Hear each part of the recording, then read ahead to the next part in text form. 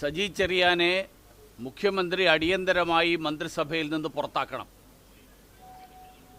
സജി ചെറിയാൻ ഭരണഘടനയെ അവഹേളിച്ചുകൊണ്ട് നടത്തിയ പരാമർശം, ആ പരാമർശത്തിൻ്റെ പേരിൽ നേരത്തെ ഒരു തവണ രാജിവെക്കേണ്ടി വന്ന ആളെ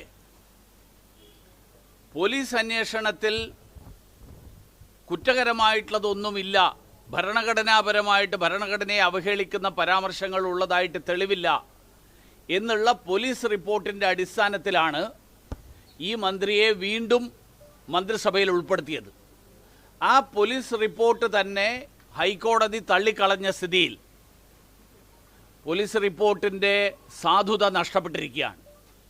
അപ്പോൾ ആ സ്ഥിതിയിൽ 2022 ജൂലൈ മാസം 6-ാം തീയതിയത്തെ അതേ അവസ്ഥയിലാണ് ഇപ്പോൾ സജി ചെറിയാൻ നിൽക്കുന്നത്. 2022 ജൂലൈ മാസം 6-ാം തീയതി രാജിവെക്കാൻ കാരണമായിട്ടുള്ള സാഹചര്യങ്ങൾ ഇപ്പോഴും നിലനിൽക്കെ സജി ചെറിയാൻ മന്ത്രിസഭയിൽ തുടരുന്നതിൻ്റെ സാങ്കത്യവും സാധുതയും, ആ സാധുതയും വളരെ വളരെ കൃത്യമായിട്ട് അങ്ങനെ ഒരു സാധുതയില്ല എന്ന് വ്യക്തമാണ്. മാത്രമല്ല, ഈ കേസിനെ സംബന്ധിച്ചിടത്തോളം ഈ കേസിൽ സുതാര്യമായിട്ടുള്ള അന്വേഷണം നടക്കണം. നേരത്തെയും നടന്നിട്ടുള്ളത്, ഈ കേസിനെ സംബന്ധിച്ച് വ്യക്തമായിട്ടുള്ള തെളിവുകൾ ഉണ്ടായിട്ടും കേരള പോലീസ് ഈ കേസിൽ സജി ചെറിയാൻ അനുകൂലമായി നിന്നുകൊണ്ട് കേസ് തേച്ചുമാച്ച് കളയാൻ പറ്റുന്ന വിധത്തിലുള്ള ഒരു റിപ്പോർട്ടാണ് തയ്യാറാക്കി നൽകിയത്.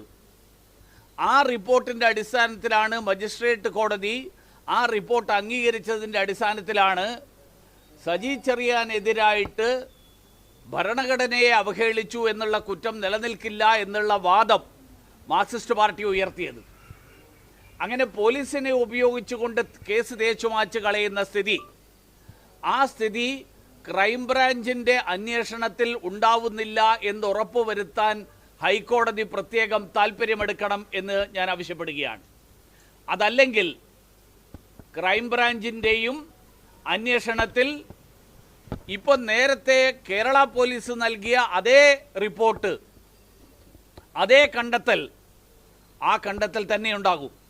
കാരണം കേരളത്തിലെ നിരവധി കേസുകളിൽ മാർക്സിസ്റ്റ് പാർട്ടിക്കാരായിട്ടുള്ള നേതാക്കന്മാരായിട്ടുള്ള ആളുകൾ പ്രതികളായിട്ടുള്ള കേസുകളിൽ, അത് ആന്തൂരിലെ PK ശ്യാമളയുടെ കേസാണെങ്കിലും തിരുവനന്തപുരത്തെ മേയറുടെ കേസാണെങ്കിലും, ഇതിലൊന്നും തെളിവില്ല എന്ന് പറഞ്ഞ് കേസ് എഴുതിത്തള്ളുന്ന മാർക്സിസ്റ്റ് പാർട്ടിയുടെ സ്ഥിരം സമീപനം, കേരള പോലീസിനെ കൊണ്ട് അങ്ങനെ കേസ് എഴുതി തള്ളിക്കുന്ന സ്ഥിരം സമീപനം, ആ സമീപനം സജി ചെറിയാൻ്റെ കാര്യത്തിലും അവലംബിക്കും എന്നുള്ള ബലമായ സംശയം ഈ നാട്ടിൽ സാധാരണക്കാരായിട്ടുള്ള ജനങ്ങൾക്കുണ്ട്. നീതി സംവിധാനം നിഷ്പക്ഷമായിരിക്കണം എന്ന് ആഗ്രഹിക്കുന്ന ജനങ്ങൾക്കുണ്ട്. ഭരണഘടനയോട് കൂറ് പുലർത്തും എന്ന് സത്യപ്രതിജ്ഞ ചെയ്ത് അധികാരമേറ്റെടുത്ത ഒരു മന്ത്രി ഭരണഘടന ഇന്ത്യയിലെ തൊഴിലാളി വർഗത്തെ ചൂഷണം ചെയ്യുന്നതാണ് എന്ന് വിശ്വസിക്കുന്ന ആളാണെങ്കിൽ അദ്ദേഹം ഈ സത്യപ്രതിജ്ഞ ഭരണഘടനയോട് കൂറ് പുലർത്തും എന്ന് പറഞ്ഞ് നടത്തിയ സത്യപ്രതിജ്ഞയ്ക്ക് ഒരടിസ്ഥാനവുമില്ല.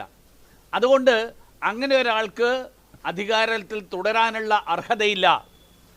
നരേന്ദ്രമോദിയെ ഭരണഘടനയുടെ അന്തസ്സത്ത ഉയർത്തിപ്പിടിക്കാൻ പഠിപ്പിക്കുന്ന ആളുകളാണ് CPMകാർ. പോളിറ്റ് ബ്യൂറോവും പിണറായി വിജയനും ഒക്കെ ഡൽഹിയിൽ നരേന്ദ്രമോദി മാത്രം ഭരണഘടന ഉയർത്തിപ്പിടിച്ചാൽ മതി എന്നാണ്, ഞങ്ങൾക്ക് ഭരണഘടനയെ എങ്ങനെ വേണമെങ്കിലും അവഹേളിക്കാം എന്നുള്ളതാണോ നിലപാട് എന്നുകൂടി വ്യക്തമാക്കണം. അതുകൊണ്ട് ഈ തരത്തിൽ ഭരണഘടനയെ അവഹേളിച്ചുകൊണ്ട് അങ്ങനെയുള്ള ഒരു കുറ്റം ചെയ്തിട്ടുള്ള ഒരാൾക്ക് ഇന്ത്യയിലെ ഒരു സംസ്ഥാനത്ത്, കേരളത്തിൽ മന്ത്രിസഭയിൽ തുടരാനുള്ള ഒരർഹതയുമില്ല. അതുകൊണ്ട് ആ മന്ത്രി രാജിവെക്കണം, രാജിവെച്ചില്ലെങ്കിൽ ആ മന്ത്രിയെ പുറത്താക്കണം. രണ്ടാമത്തെ ഒരു കാര്യം, ഈ ചൂരൽമല ദുരന്തത്തിൽ ഇന്ന് മുഖ്യമന്ത്രി MP-മാരുടെ യോഗമായിരുന്നല്ലോ അല്ലേ?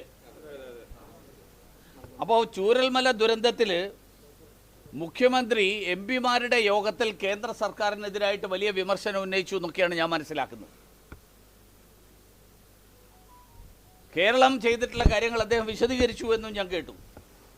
എനിക്ക് ലഭ്യമായിട്ടുള്ള വിവരമനുസരിച്ച് post disaster need assessment report Kerala സർക്കാർ കേന്ദ്ര സർക്കാരിന് നൽകിയത് വയനാട്ടിലെ ഉപതെരഞ്ഞെടുപ്പ് നടന്ന ദിവസമാണ്, നവംബർ മാസം 13-ാം തീയതി. ജൂലൈ മാസം 30-ാം തീയതി നടന്ന ദുരന്തം, ആ ദുരന്തത്തെ സംബന്ധിച്ചിട്ടുള്ള റിപ്പോർട്ട് നവംബർ മാസം 13-ാം തീയതി നൽകിയതിന് ശേഷം കേന്ദ്രം സഹായിക്കുന്നില്ല, കേന്ദ്രം അർഹമായിട്ടുള്ളത് തരുന്നില്ല എന്ന് പറഞ്ഞ് 19-ാം തീയതി ഹർത്താൽ നടത്തിയ ആളുകൾ ജനങ്ങളെ കബളിപ്പിക്കുന്ന ഈ സമീപനം ഇനിയെങ്കിലും അവസാനിപ്പിക്കണം. അതുകൊണ്ട് നമ്മുടെ സലാം പി ഹൈദ്രോസ് ഇവിടെ എവിടെയെങ്കിലും ഉണ്ടെങ്കിൽ, സലാം പി ഹൈദ്രോസിനായിരുന്നു ഇതിനെക്കുറിച്ച് കഴിഞ്ഞ ദിവസത്തെ വലിയ സംശയം.